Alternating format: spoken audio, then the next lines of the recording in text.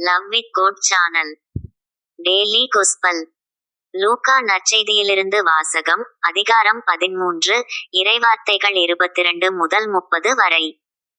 இயேசு நகர்கள் ஊர்கள் தோறும் கற்பித்துக் கொண்டே எருசலேம் நோக்கி பயணம் செய்தார். அப்பொழுது ஒருவர் அவரிடம், ஆண்டவரே, மீட்பு பெறுவோர் சிலர் மட்டும்தானா என்று கேட்டார். அதற்கு அவர் அவர்களிடம் கூறியது, இடுக்கமான வாயில் வழியாக நுழைய வருந்தி முயலுங்கள். ஏனெனில் பலர் உள்ளே செல்ல முயன்றும் இயலாமற் போகும். வீட்டு உரிமையாளரே, எழுந்து கதவை திறந்துவிடும் என்று கேட்பீர்கள்.